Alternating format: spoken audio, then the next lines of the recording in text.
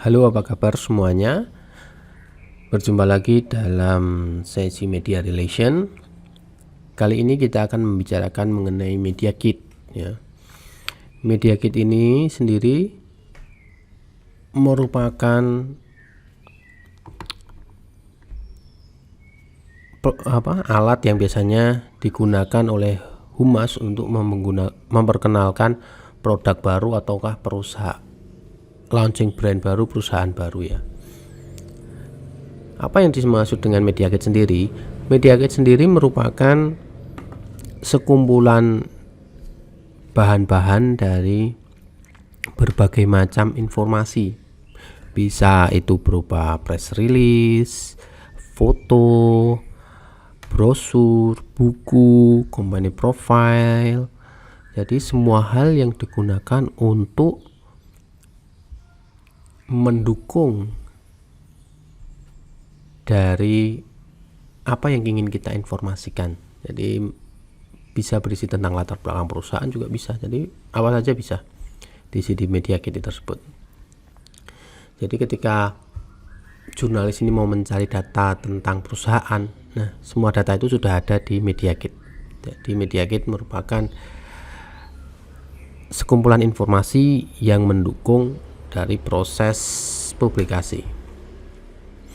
Media Kit sendiri dikenal juga sebagai press kit ya.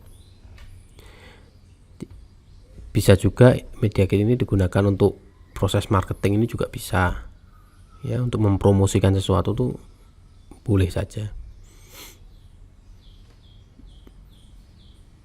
Jadi biasanya Media Kit ini disertakan untuk memperkenalkan kalau kita launching produk baru ataukah pelayanan baru, itu biasanya kita memberikan Media Kit ini ya. Jadi praktek Media Kit ini sudah diadakan sejak lama. Jadi sudah sejak lama PR ini memberikan Media Kit kepada jurnalis.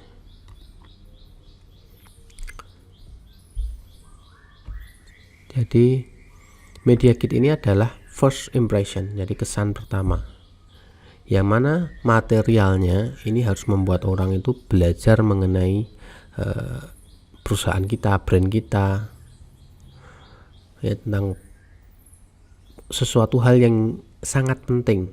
Jadi data-data yang biasanya itu sangat susah untuk dimengerti oleh orang awam, maka disajikan secara mudah. Jadi wartawan dari berbagai macam background pendidikan ini dapat dengan mudah memahami ya. Dan seharusnya Media Kit ini menjawab dari pertanyaan, apa yang harus saya ketahui mengenai bisnis ini atau perusahaan ini. Ini harus bisa terjawab dari Media Kit yang kita berikan.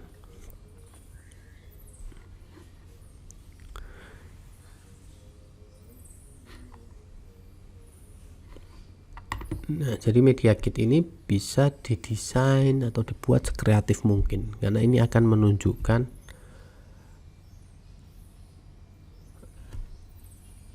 perusahaan kita. Jadi wajah perusahaan ini di mata jurnalis itu seperti apa. Ini harus dibentuk dari Media Kit.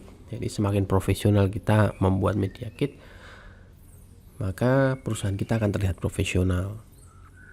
Kalau kita bergerak di perusahaan yang mengutamakan kreativitas, maka bisa jadi itu desainnya, bentuknya bisa dibuat sekreatif mungkin ya.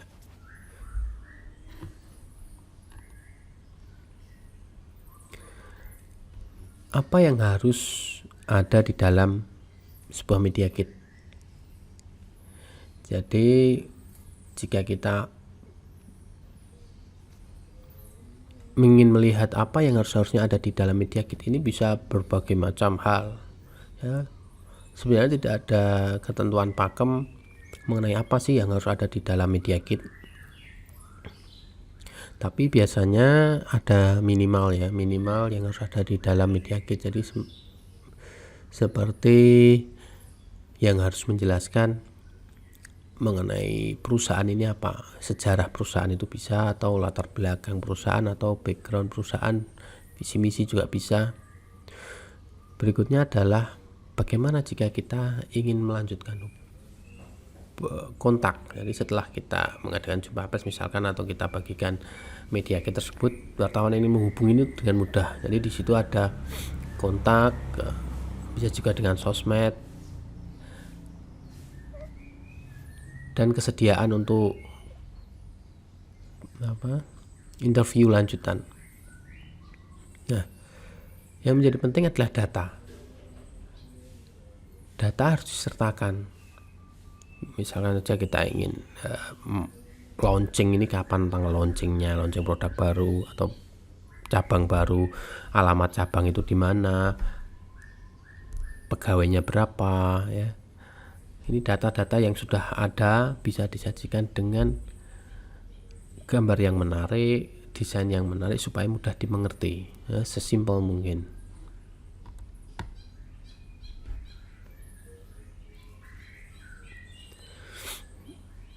Itu bisa apa saja, bisa kita menyebutkan visi misi tujuan, itu boleh saja. Kemudian bisa juga berupa logo, kemudian foto dari website, produk, video, itu juga bisa. Jadi kita meletakkan CD itu pun boleh. Jadi ada kebebasan di situ.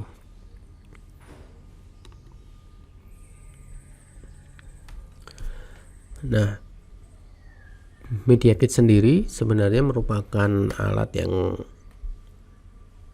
sangat efektif untuk jurnalis dan juga konten kreator untuk mengulas produk kita, mengulas brand kita. Jadi mereka itu ada data tambahan selain dari wawancara yang mereka lakukan.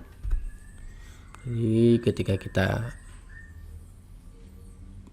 berharap atau menyewa konten kreator, kita bisa memberikan media kit tersebut. Jadi untuk background dia sebelum membuat konten itu bisa. Nah, ini berlaku juga untuk konten kreator ya. Jadi jurnalis juga tidak perlu ribet-ribet untuk mencari informasi apa yang mereka butuhkan. Jadi kalau pada tahun ini 2020 ini, media kit ini juga digunakan untuk menjalin kerjasama dengan influencer. Jadi hubungannya tidak lagi dengan wartawan saja, tidak hanya sebatas dengan wartawan saja, tapi dengan influencer, konten kreator. Nah, itu. Jadi kita menggunakan media kit. Jadi untuk mempromosikan brand kita, produk kita ini, kita menggunakan influencer atau juga konten kreator. Ini juga hal yang lumrah ya kalau saat ini.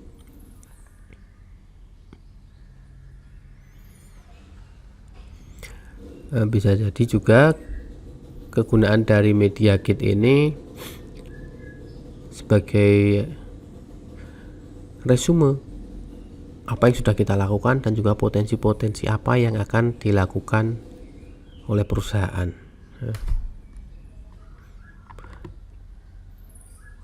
Jadi ada alasan ketika orang melihat tulisan dari jurnalis ataukah konten dari influencer tersebut, mengapa orang lain atau pihak lain itu harus bekerja sama dengan perusahaan kita.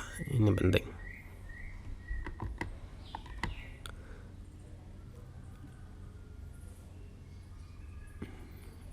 Nah, ini tadi ya. Jadi harus berisi mengenai kontak detail dari orang yang akan diinterview. Bisa jadi seorang PR-nya ataukah CEO atau juru bicara, itu boleh. Kemudian di situ juga harus ada media rilis atau press release. Jadi di sini juga kita gunakan untuk mengkomunikasikan hal-hal terbaru yang ada di lingkungan perusahaan ataukah mengenai brand kita itu, kita tidak hanya mengemukakan mengenai brand saja, tapi bisa diambil dari sisi-sisi yang lain ya.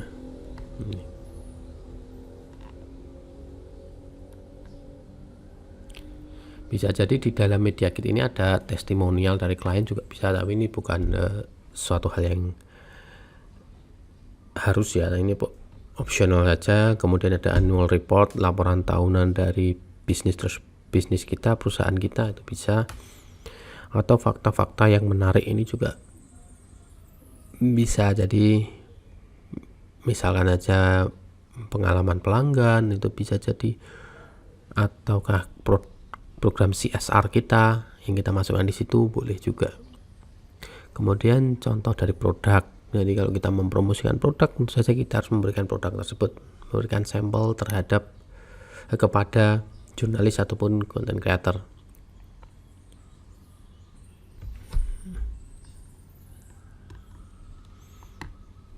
Nah, di sini saya akan membicarakan mengenai perbedaan media kit dan juga online newsroom.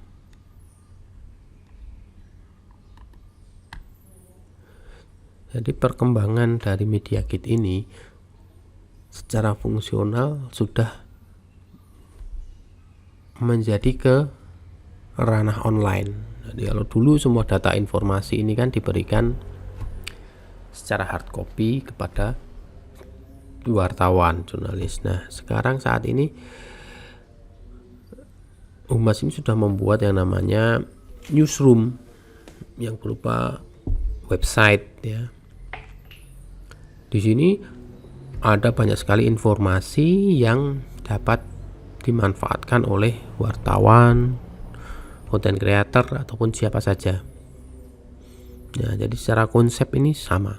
Jadi ada perubahan dari yang dulunya hard copy menjadi online ya. Biasanya online newsroom ini merupakan bagian dari website ya. Jadi semua berita tentang perusahaan yang dibuat oleh PR ini ada di newsroom tersebut. Jadi wartawan ini dapat menggunakan sumber yang ada di newsroom ini untuk dapat dijadikan beritanya ya. Jadi di situ ada dari press release-nya dimuat semua tentang perusahaan, semua yang ada di media kit kita angkat ke ranah online. Jadi intinya di situ kalau online newsroom. Jadi media kit sendiri itu adalah merupakan komponen dari online newsroom. Jadi kita sediakan tempat download yang bisa digunakan oleh jurnalis ini, dapat berupa foto, tapi juga tidak menutup kemungkinan adanya footage atau video mentah dari kegiatan-kegiatan yang kita lakukan ataupun produk yang dapat diambil oleh wartawan. Itu kita muat di folder tertentu, download tertentu. Bisa juga mengenai visualisasi data dari omset kita, penjualan kita, itu bisa, apapun itu boleh dimuatkan. Kemudian spesifikasi teknik ini juga boleh. Jadi misalkan kita perusahaan otomotif, kita mengeluarkan mobil baru misalkan, lah kita harus ada spesifikasinya lah, di situ kita muat di situ datanya.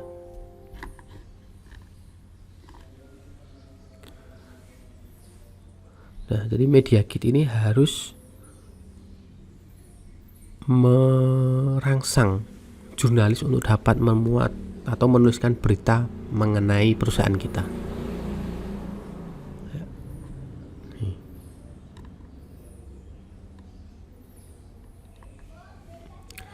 Jadi kenapa ada perubahan di situ? Karena sudah memang saat ini sudah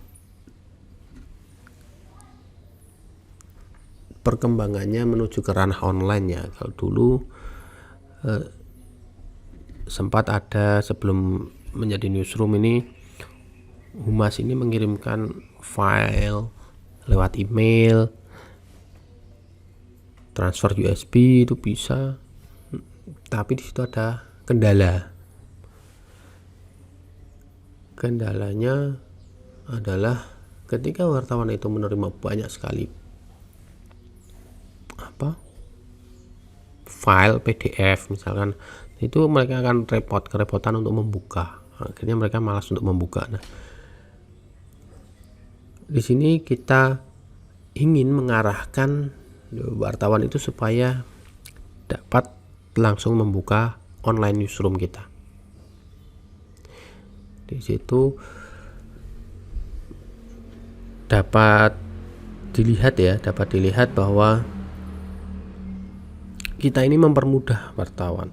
Mereka tidak perlu membuka PDF yang banyak, mereka tidak perlu download, mereka cuman melihat dari website ini apa yang mereka butuhkan.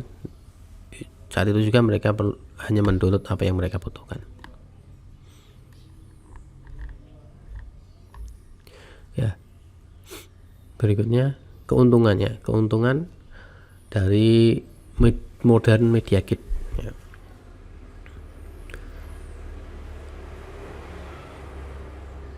Ya, ini seperti yang saya bicarakan tadi, jadi memang banyak keuntungannya, tidak hanya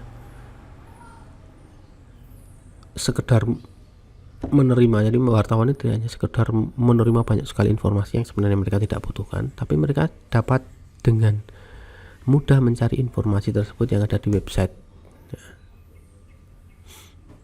Ini jadi media kit sekarang ditampilkan di website perusahaan, ya. Di sini keuntungannya. Jadi kalau media online ini kita dapat menjadikan media ini sangat interaktif. Kita dapat memasukkan berbagai macam link sumber di website kita. Jadi media online ini. Nah, di sini kita akan dapat mengontrol kualitas dari foto yang akan digunakan oleh wartawan. Jadi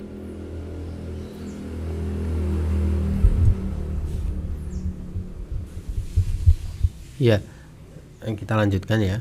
Jadi dengan adanya online newsroom ini kita dapat mengontrol foto-foto yang kita share di online newsroom.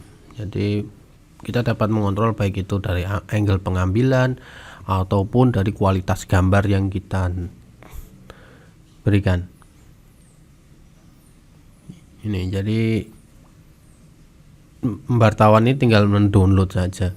Jadi tidak perlu susah-susah untuk mengambil gambar, terutama untuk gambar-gambar dari gedung kita, foto dari pimpinan atau foto dari CEO, narasumber, juru bicara, ini kan kita sudah mengambil foto itu dengan kualitas yang sangat baik. Nah, jadi dengan kita menyediakan foto tersebut di online newsroom kita, maka wartawan tinggal mendownloadnya. Mereka tidak perlu memfoto CEO kita, jadi sehingga kualitas gambar pun kita yang sudah tentukan gitu. Intinya seperti itu. Nah, kemudian adalah berikutnya memudahkan visibilitas atau pencarian di website ataupun mesin pencari. Nih, dengan adanya online newsroom kita yang mungkin dapat terindeks di Google, dapat dicari di mesin pencarian, ketika orang mencari berita tertentu itu dapat mengarah ke online newsroom kita.